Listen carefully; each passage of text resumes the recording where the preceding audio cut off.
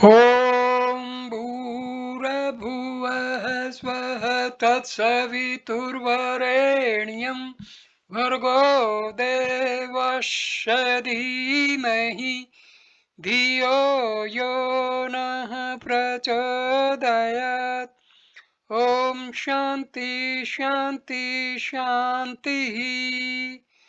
नमस्ते मेरे प्यारे दोस्तों, ये महान गीता मनीषी ब्रह्मलीन स्वामी राम सुखदास के अपने शिष्यों द्वारा पूछे गए अति गूढ़ प्रश्नों के उत्तरों का वीडियो है। इसमें हम शुरू करते हैं। आनंद अविनाशी सुख क्या होता है और इसको कैसे अनुभव किया जा सकता है। प्रश्न: शांत आनंद, अखंड आनंद और अनंत आनंद में क्या फर्क है? स्वामी जी, संसार से संबंध विच्छेद होने पर अशांति मिट जाती है तो शांति का अनुभव होता है। त्यागात् शांति अनंतरम, गीता 12वां पाठ 12वां श्लोक। इसको शांत आनंद कहते हैं। अपने स्वरूप में स्थिति होने पर अखंड आनंद का अनुभव होता है। इसमें निजपना रहता है, इसलिए इसको निजानंद भी कहते हैं। परम प्रेम की प्राप्ति होने पर निजपना मिट जाता है और अनंत आनंद का अनुभव होता है। इसको परमानंद भी कहते हैं। अंश में निजानंद और अंशी में परमानंद है। निजानंद सीमित होता है पर परमानंद असीम होता है। कर्म योग से शांत आनंद, शांति या शांत रस, ज्ञान योग से अखंड आनंद, परम शांति या अखंड रस और भक्ति योग से अनंत आनंद, परमानंद या अंत रस प्राप्त होता है। प्रश्न: स्वरूप के आनंद और जीवन मुक्ति के आनंद में क्या फर्क है? स्वामी जी, कोई फर्क नहीं है।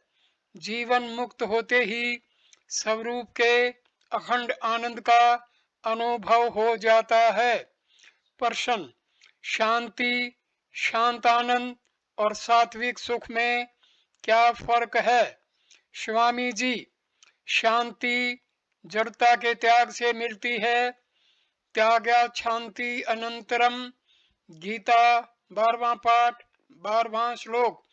परंतु सात्विक सुख चिन्मयता के संबंध से मिलता है। आत्म बुद्धि प्रसादजम, गीता 18वां श्लोक, 18वां अध्याय 37वां श्लोक।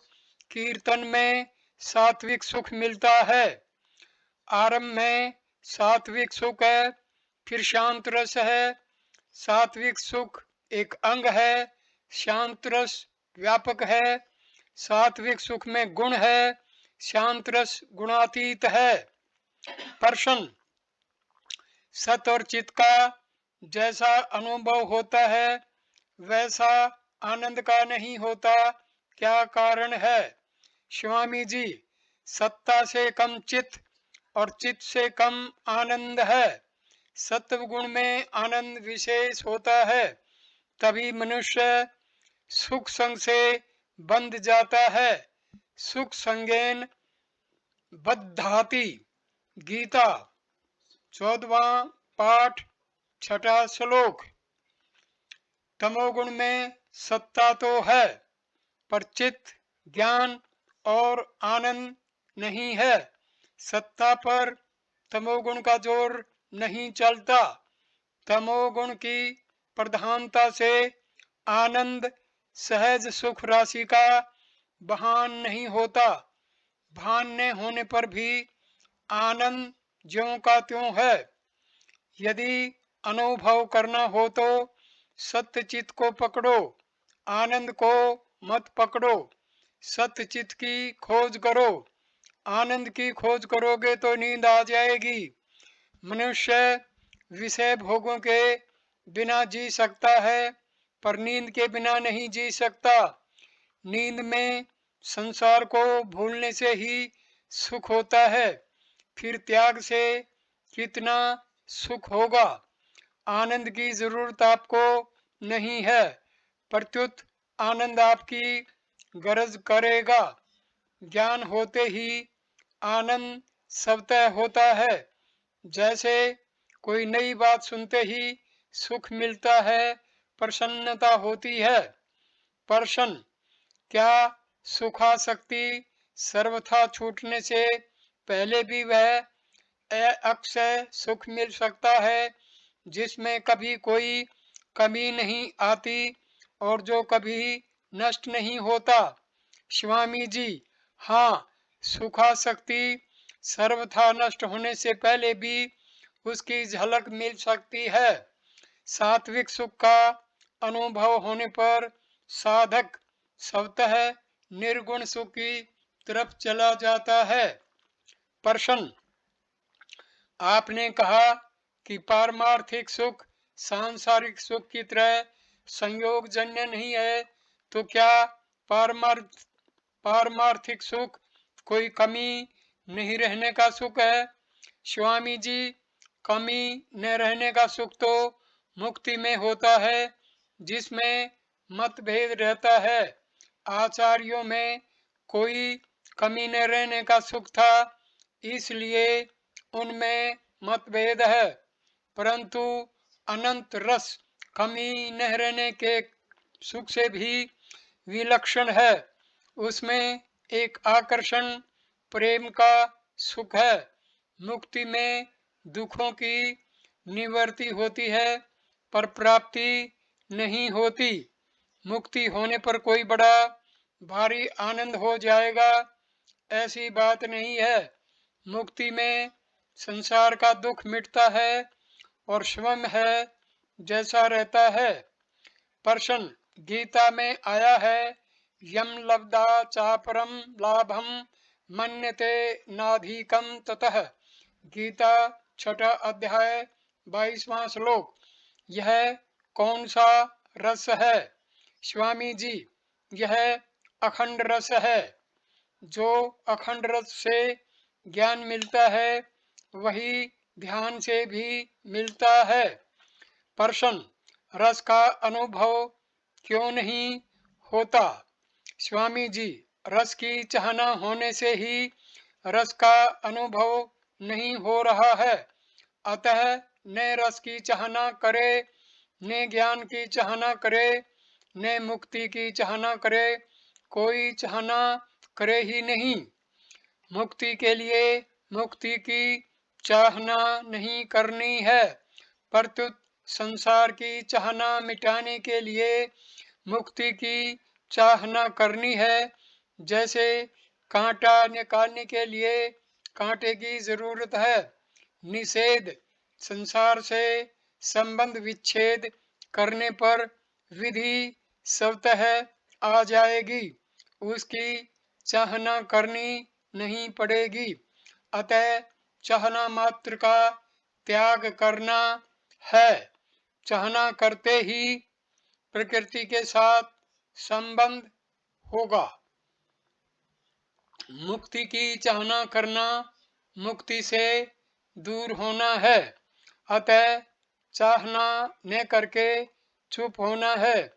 परमात्मा की प्राप्ति भी स्वतः है और संसार की निवृत्ति भी स्वतः है।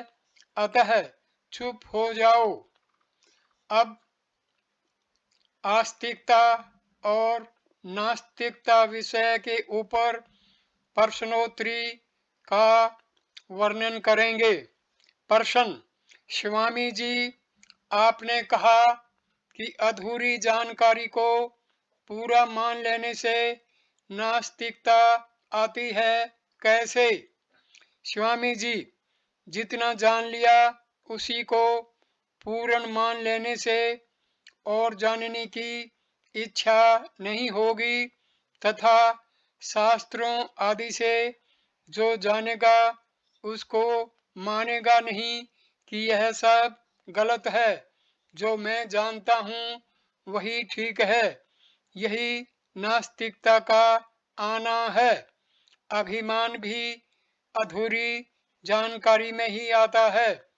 परमात्म प्राप्ति में जितनी भी बाधाएं हैं, उन सब बाधाओं में अभिमान सबसे अधिक बाधक है। प्रश्न, आप कहते हैं कि विश्वास भगवान से मांगो, फिर यह क्यों कहा जाता है कि भगवान पर विश्वास करो? स्वामी जी, जितना हम कर सकते हैं उतना हमारे पर करने की जिम्मेवारी है। जो हम नहीं कर सकते वह भगवान करते हैं। हमने नासवान पर विश्वास कर लिया, इसलिए अविनाशी पर विश्वास करने की हमारे पर जिम्मेवारी है।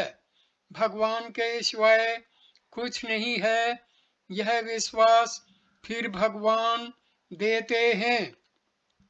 प्रश्न, आपने कहा है कि परमात्मा में जगत को देखना नास्तिकता है। यह कैसे? क्योंकि यह तो एक साधन है। सर्वं च मयि पश्यति, गीता छठा पाठ 30वां श्लोक। अथो मयि, गीता चौथा अध्याय 35वां श्लोक। स्वामी जी, ऐसा कहने का तात्पर्य है जो परमात्मा की जगह केवल जगत को ही देखता है, अर्थात परमात्मा को न मानकर केवल जगत को ही सच्चा मानता है।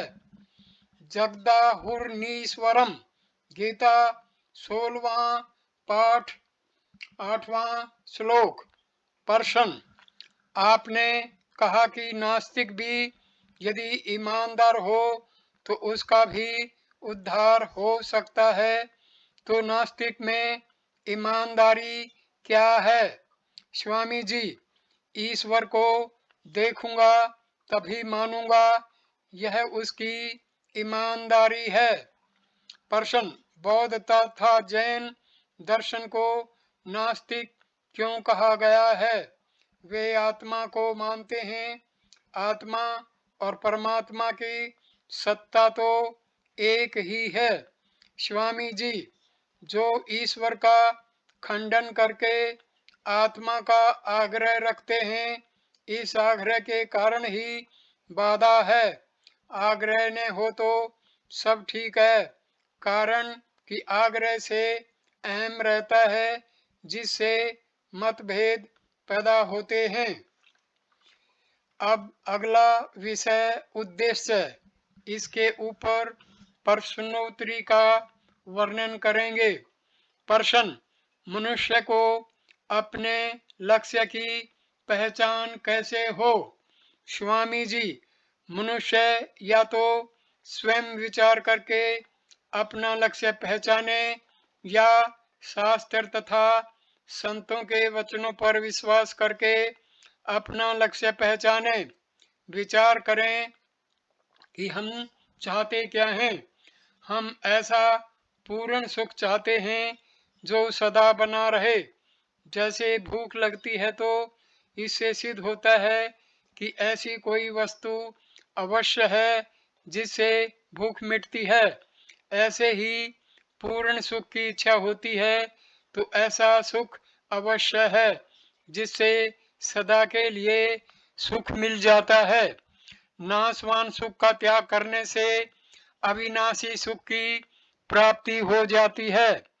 ऐसा निश्चय कर लो कि हमें नाशवान सुख नहीं लेना है। अपने लक्ष्य को पहचान ले तो फिर दूसरे लक्ष्य की तरफ कभी ध्यान नहीं जाएगा।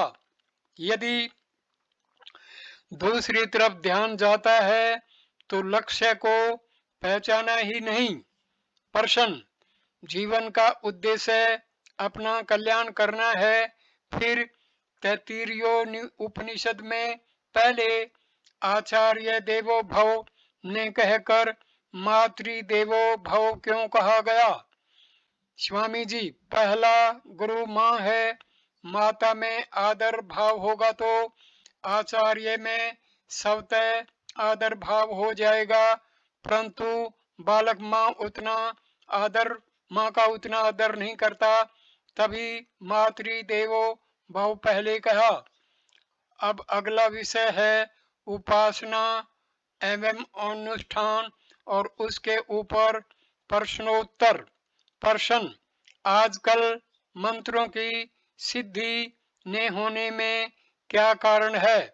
स्वामी जी, मन में परिस्त्री का चिंतन करने से मन में वैसी शक्ति नहीं रहती, इसलिए कहा है जीवा दग्धा प्राण्येन करौ दग्धो प्रतिगृहात् मनोदग्धम परिस्त्रिभिः कार्य सिद्धि कथम भवेत। कुलार्णव 15वां अध्याय 77वां श्लोक। दूसरे का अन्न खाने से जिसकी जीभ जल गई है, दान लेने से जिसके हाथ जल गए हैं, और दूसरे की स्त्री का चिंतन करने से जिसका मन जल गया है, उसे सिद्धि कैसे मिल सकती है? दूसरी बात, आजकल तंत्र विद्या के जानकार गुरु भी प्रत्यक्ष नहीं मिलते। उत्तराखंड में सैकड़ों वर्षों की आयु वाले ऐसे महापुरुष विद्यमान हैं, परंतु अपनी सच्ची तीव्र लगन होते हुए स्वयं आकर मिलते हैं। अरे बाप रे! प्रश्न, किस मंत्र, तंत्र अथवा यंत्र का प्रभाव कब तक रहता है? स्वामी जी, यदि अनुष्ठान करता संयमी है, श्रेष्ठ आचरण तथा भाव वाला है, तो उसके द्वारा प्रयुक्त किए गए बनाए गए यंत्र आदि अधिक समय तक प्रभावशाली रहते हैं। प्रश्न, संतोषी माता के प्रचार में क्या वास्तविकता है? स्वामी जी, बिल्कुल शास्त्र विरुद्ध मन घड़ंत है। मन घड़ंत देवी देवताओं को नहीं मानना चाहिए। प्रश्न, कलयुग में 4 गुना अधिक मंत्र जप करने की बात आती है, आपका क्या मत है? स्वामी जी, मन लगाकर जप करे तो आधी जप संख्या से ही सिद्धि हो जाती है, अगर मन ना लगाए तो 4 गुना अधिक जप करने से सिद्धि होती है। प्रश्न, आपने कहा कि भागवत में राम और कृष्ण की उपासना कलयुग में मुख्य बताई है, परंतु कलो चंडी विनायक को भी तो कहा है। स्वामी जी, कलयुग में कोई अपना उद्धार करना चाहे तो राम तथा कृष्ण की प्रधानता है, और सिद्धियां प्राप्त करना चाहे तो शक्ति तथा गणेश की प्रधानता है। प्रश्न, कोई कमर दर्द आदि के कारण बैठकर रामायण का पाठ न कर सके तो क्या लेटकर पाठ कर सकता है? स्वामी जी, हाँ, कर सकता है। भाव का महत्व है, भाव पाठ में रहना चाहिए। शरीर जैसा रहे, नाशवान शरीर का क्या मूल्य है? प्रश्न, शाबर मंत्रों की रचना कैसे होती है? स्वामी जी, आरंभ में भगवान शंकर ने अनेक भाषाओं में असंख्य साबर मंत्रों की रचना की थी। साबर मंत्र जाल चिन्ह सिरिजा। मानस बालखंड 15वां अध्याय 3रा श्लोक। पीछे सिद्ध महापुरुषों ने अपने तपोबल से उनकी रचना की है। उनके तपोबल से उनके बनाए हुए शाबर मंत्रों से कार्य सिद्धि होती है। जैसे उनके शाप अथवा वरदान में शक्ति होती है, ऐसे ही उनके द्वारा रचित मंत्रों में भी शक्ति होती है। प्रश्न, एक व्यक्ति को प्रेत बाधा है, वह प्रेत उसे नाम जप पाठ आदि नहीं करने देता, तो क्या प्रेत साधन भजन में बाधा डाल सकता है? इससे बचने का उपाय क्या है? स्वामी जी, साधक के भीतर जिस अंश में संसार की मुख्यता है, उसी अंश में प्रेत बाधा डाल सकता है।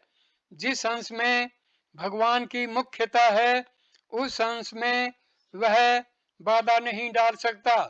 जैसे भगवान मेरे हैं, मैं भगवान का हूँ, इस अपनेपन में, भगवान की प्रियता में वह बाधा नहीं डाल सकता। इस बाधा से बचने का उपाय है, हे मेरे नाथ, हे मेरे प्रभु, ऐसा पुकारे। दूसरे व्यक्ति से नारायण कवच, हनुमान चालीसा आदि सुने और उसके द्वारा अभिमंत्रित जल पिए। सत्संग करने से भी फर्क पड़ता है। अतः सत्संग कीर्तन के समय वह मेरे सामने बैठे। कीर्तन करने से प्रेत भागता है। हनुमान चालीसा के पाठ से प्रेत पर हनुमान जी की मार पड़ती है। जो पति अपनी पत्नी को कीर्तन पाठ पूजा नहीं करने देते, वे भी तो प्रेत ही हैं। प्रश्न, कोई स्त्री या पुरुष मंत्र के द्वारा दूसरे को अपने वश में करके उससे कोई अनुचित कार्य करवाता है, तो इसका दोष वशीभूत व्यक्ति को लगेगा या नहीं? स्वामी जी, ज्यादा दोष तो वश में करने वाले को लगेगा, वशीभूत व्यक्ति को कम लगेगा। वास्तव में वशीकरण मंत्र उसी पर चलते हैं जिसके भीतर कामना है। जितनी कामना होगी उतना दोष लगेगा। अगर कोई कामना न हो तो उस पर मंत्र नहीं चल सकता। जैसे पत्थर पर जोक नहीं लग सकती। प्रश्न, कोई हमारे विरुद्ध तांत्रिक प्रयोग अभिचार आदि करे तो उससे बचाव का क्या उपाय है? स्वामी जी, भगवान का भजन करे। भजन करवाने वाले पर अभिचार नहीं लगता। जैसे प्रहलाद जी पर कोई प्रयोग नहीं चला। हनुमान चालीसा, सुंदर कांड या रामायण का पाठ करने से भी प्रयोग नहीं चलता। इनसे हनुमान जी की रक्षा करते हैं। प्रश्न, क्या केवल हनुमान जी की उपासना से कल्याण हो सकता है? स्वामी जी, हाँ, हो सकता है। हनुमान जी शंकर के अवतार हैं, परंतु पंचमुखी हनुमान की उपासना न करके दास हनुमान की उपासना करनी चाहिए। प्रश्न, आपने प्रवचन में कहा है कि हनुमान जी को भगवान मानने से वे प्रसन्न नहीं होते, प्रत्युत भक्त मानने से प्रसन्न होते हैं। परंतु जिनके इष्ट देव हनुमान जी ही हैं, उनमें क्या अपूर्णता रहेगी? स्वामी जी, हनुमान जी अपूर्णता नहीं रहने देंगे। वे राम कथा से बहुत प्रसन्न होते हैं। राम कथा सुनने के लिए ही उन्होंने राम जी को छोड़कर पृथ्वी पर रहना स्वीकार किया।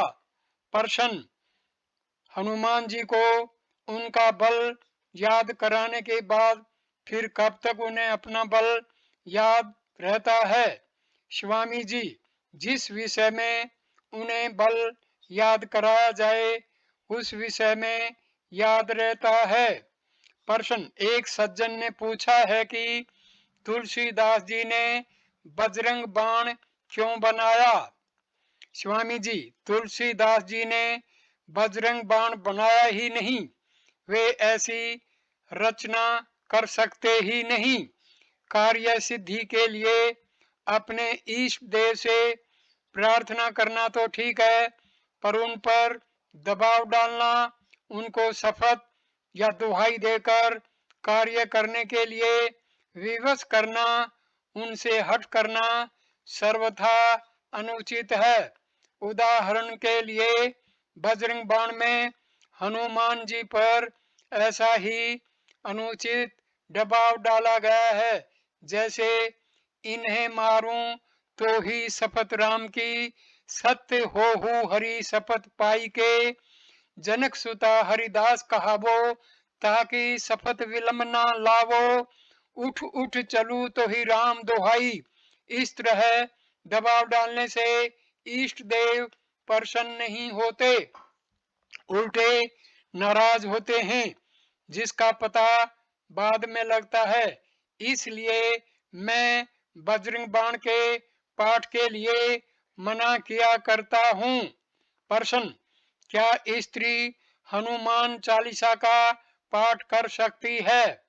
स्वामी जी, हाँ कर सकती है, पर अशुद्ध अवस्था में पति को पाठ करना चाहिए। प्रश्न, हनुमान चालीसा का पाठ बोलकर करें या मानसिक? स्वामी जी, बोलकर पाठ करना अच्छा है, चलते फिरते भी बोलकर पाठ कर सकते हैं। प्रश्न, चलते फिरते बोलकर पाठ करने से क्या अशुद्धि नहीं लगेगी? स्वामी जी, नहीं लगेगी। प्रश्न, हनुमान जी आदि का अनुष्ठान करते समय कोई मनुष्य गलती कर देता है तो वे उसका अनिष्ट क्यों करते हैं? वे तो कृपा करने वाले हैं। स्वामी जी, इसका कारण है सकाम भाव। एक तो मनुष्य उनको न चाहकर भोगों को चाहता है, अर्थात सकाम भाव रखता है, और फिर विधि में गलती करता है, इसलिए अनिष्ट होता है। प्रश्न, हनुमान जी का अनुष्ठान करने से कई उपासकों को बड़ा भय लगता है, कई पागल हो जाते हैं, इसका क्या कारण है? स्वामी जी, नियत में गड़बड़ी होने से, कामना होने से अथवा विधि में त्रुटि होने से ऐसा हो सकता है, अन्यथा हनुमान जी तो बड़े दयालु हैं, वे भक्त हैं, संत हैं। प्रश्न, क्या तुलसी और रुद्राक्ष की माला एक साथ धारण कर सकते हैं? स्वामी जी, ऐसे निषेध का लेख हमने कहीं देखा नहीं, हम तो दोनों एक साथ धारण कर लेते हैं। प्रश्न, गले में ताबीज के रूप में गीता धारण की जाए तो क्या अशुद्ध अवस्था में उसे उतार देना चाहिए? स्वामी जी, उसको उतारने की जरूरत नहीं है, स्त्री को भी अशुद्ध अवस्था में उसे उतारने की जरूरत नहीं है, उसको हर समय धारण किया जा सकता है। प्रश्न, नारद पंचारात्र में आए गोपाल कवच में लिखा है कि इसके बिना जो गोपाल का पूजन करता है वह शस्त्रघात से मरता है। आपके विचार से क्या कृष्णोपासक के लिए गोपाल कवच का पाठ अनिवार्य है? स्वामी जी, अनिवार्य नहीं है। प्रश्न, कई लोगों के सामने यह समस्या रहती है कि कोई भी काम करें, पूरा होने से पहले कोई न कोई विघ्न आ जाता है, जिससे वह काम पूरा नहीं हो पाता। इसके लिए कोई उपाय स्वामी जी हे मेरे नाथ कहकर भगवान को याद करे। प्रश्न, एक व्यक्ति आर्थिक समस्या से बहुत दुखी है और इससे छूटने का उपाय जानना चाहता है। हनुमान चालीसा आदि का पाठ भी करता है, उसे क्या करना चाहिए? स्वामी जी, वह जो अनुष्ठान करता है उसको करता रहे। जब अनुष्ठान प्रारब्ध से तेज हो जाएगा तब उसकी समस्या दूर हो जाएगी। श्रीदः श्रीशः श्रीनिवासः श्रीनिधिः श्रीविभावन श्रीधर श्रीकृः श्रेयः श्रीमामल्लोकत्र्याश्रयः श्री विष्णु सहस्रनाम। इसका संपुट लगाकर श्री विष्णु सहस्रनाम स्तोत्र का रोज एक पाठ करे। प्रश्न, एक व्यक्ति का पत्र आया है, वह गंभीर संकट में है और उससे बचने के लिए आपसे उपाय पूछ रहा है, उसे क्या करना चाहिए? स्वामी जी, संपूर्ण संकटों को दूर करने वाला एक उपाय है, श्री हनुमान जी के चित्र को लाल वस्त्र धारण करा के लाल आसन पर विराजमान करे, सामने भोग सामग्री रखे, चने की दाल और गुड़, दाल कच्ची हो और गंगा जल अथवा कुएं के जल से धोई हुई हो, गाय के घी का दीपक जलाकर चित्र के दाहिनी ओर रखे, फिर श्री हनुमान चालीसा के 108 पाठ करे। पाठ समाप्त होने पर भोग सामग्री को बच्चों में अथवा बंदरों में बांट दे। पाठ के समय अपने वस्त्र तथा आसन भी लाल रंग के हों तो उत्तम है। इस प्रकार बिना नागा किए 108 दिन तक प्रतिदिन 108 पाठ करे। अनुष्ठान काल में पूर्ण संयम रखे। प्रश्न, यदि एक समय पूरा पाठ न कर सके तो? स्वामी जी, अगर एक समय पूरा पाठ न कर सके तो प्रातः सायं आधा आधा पाठ भी कर सकते हैं। प्रश्न, किसी कार्य को करें या न करें, इसका निर्णय कैसे करें? स्वामी जी, किसी कार्य को करें या न करें, इसका उत्तर पाना हो तो किसी दिन अपने इष्ट का खूब भजन ध्यान नाम जप कीर्तन करें, फिर कागज की 2 पुड़िया बनाएं, एक में लिखें कार्य करें और दूसरी में लिखें कार्य नहीं करें। फिर किसी बच्चे से कोई एक पुड़िया उठवाएं और उसे पढ़कर उसके अनुसार कार्य करें। प्रश्न, रामनवमी अथवा कृष्ण जन्माष्टमी के अवसर पर व्रत क्यों रखते हैं? प्रसन्नता के अवसर पर व्रत कैसा? स्वामी जी, व्रत एक तप है। प्रसन्नता के अवसर पर भोग करना उचित है या तप करना, परंतु शरीर में भोगों में मोह होने के कारण मनुष्य को यह बात समझ में नहीं आती।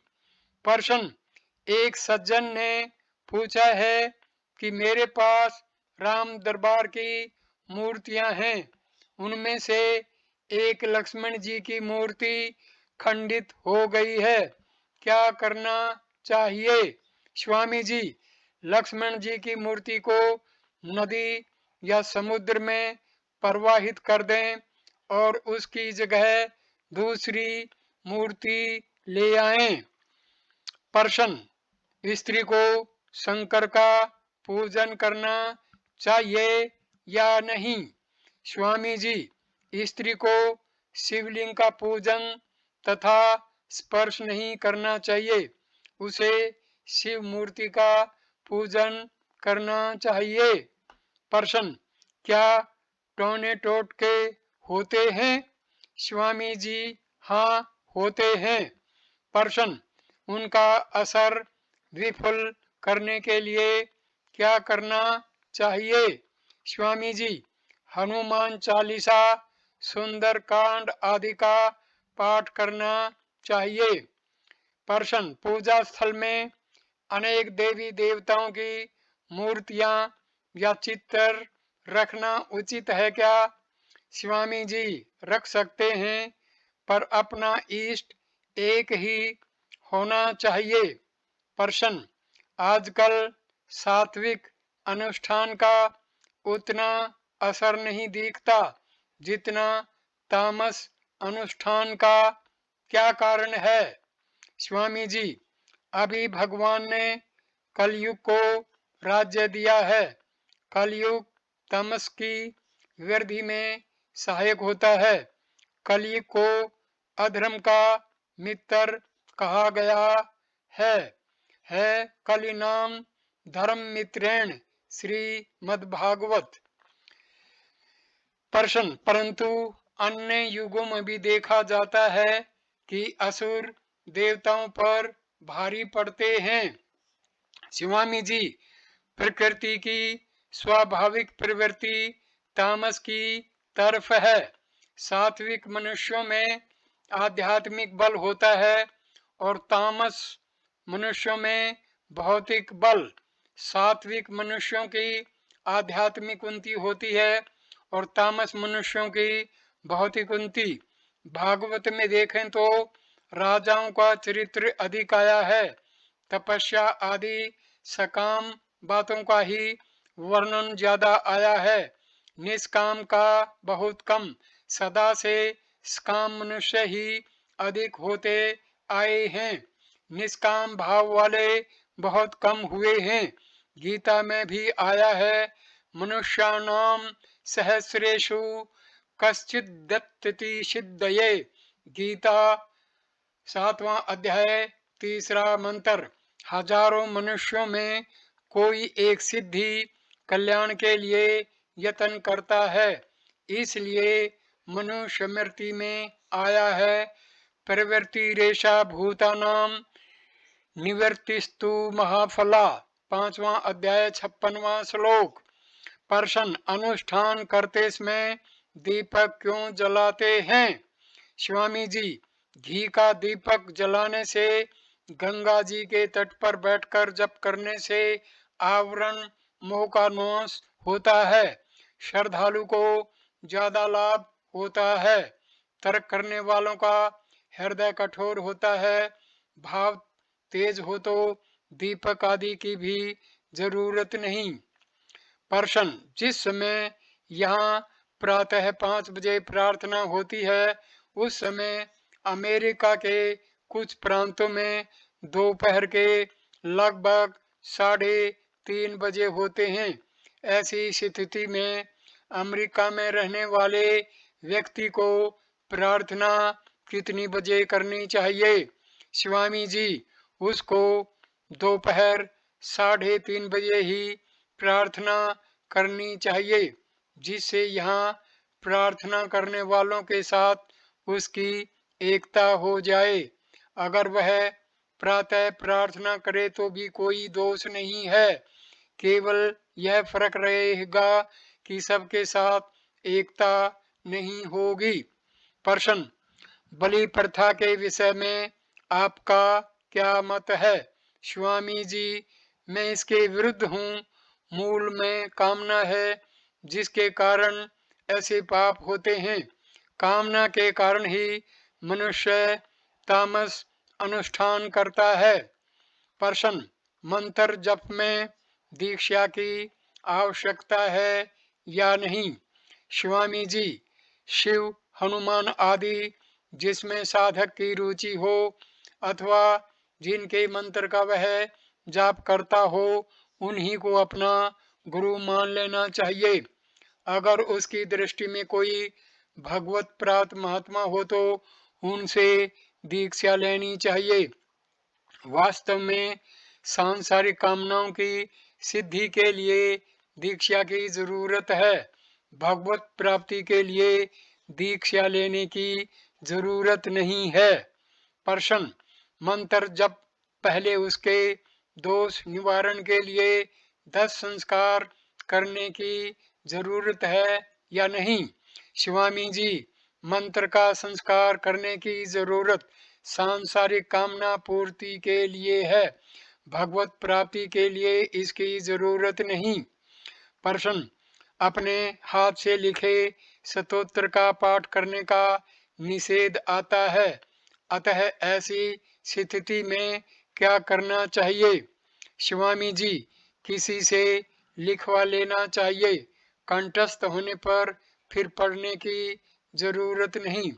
प्रश्न, यदि अपने हाथ से लिखे स्तोत्र को कंठस्थ करें तो स्वामी जी कोई आपत्ति नहीं। प्रश्न, स्तोत्र के आदि और अंत में जो संवाद या महात्म्य आता है उसे प्रत्येक बार पढ़ना आवश्यक है क्या? स्वामी जी, पहले एक बार उस संवाद या महात्म्य को पढ़कर समझ लें, फिर केवल स्तोत्र का ही पाठ करते रहें।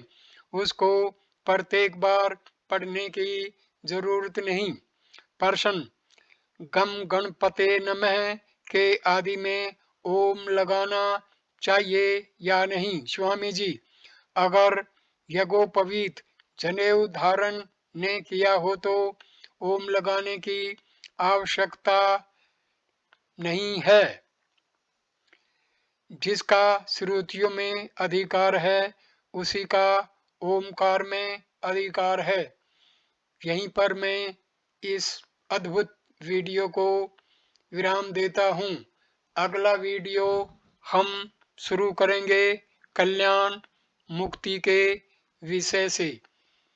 वीडियो देखने के लिए धन्यवाद मेरे दोस्तों। नमस्ते, नमस्कार।